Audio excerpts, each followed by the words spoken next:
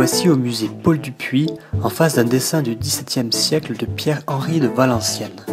Ce dessin d'une surprenante composition de personnages et d'animaux fantastiques est incroyablement bien conservé dans les réserves du musée. Mais comment peut-on avoir une telle conservation et comment l'artiste savait que ce papier se préserverait aussi longtemps?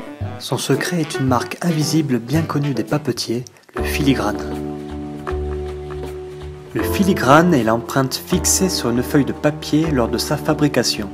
Il est attaché à un objet qu'on appelle une forme, composée elle-même d'un cadre en bois et de fils métalliques. Il est ensuite imprimé par pression sur la pâte à papier que l'on étale sur les vergeurs. Une fois séché, on peut le distinguer par transparence. Les filigranes représentent la marque de fabrique du papier et permettaient de les distinguer, de connaître son lieu et sa date de fabrication, et surtout d'apprécier leur qualité. Remontant au XIIIe siècle, ils ont d'ailleurs donné leur nom à la spécificité d'un papier et même à leur format, tel l'aigle, le raisin, la cloche. Le plus important est qu'il est très discret et n'est visible que par les connaisseurs, ce qui le rend difficilement falsifiable, voire inimitable. En observant bien le dessin de Valenciennes, on aperçoit par transparence le filigrane spécifique de son papier qui représente une femme assise, tenant à la main une lance coiffée d'un chapeau et un lion tenant 7 flèches. Les deux personnages sont entourés d'une palissade.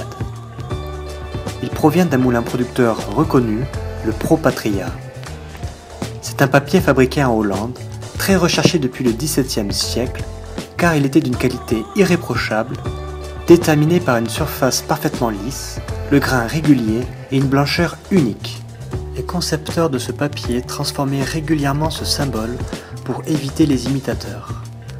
Malgré tout, ce papier fut vite copié partout en Europe et certains imitateurs le reproduisaient par exemple avec un lion ne tenant que 5 lances au lieu de 7, ce qui montrait clairement qu'il était faux.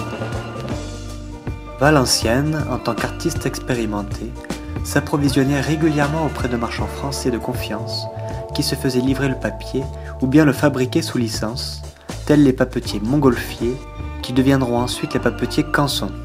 De nos jours, le filigrane reste très recherché sur les papiers anciens comme contemporains, car il est le gage d'un papier d'excellente qualité.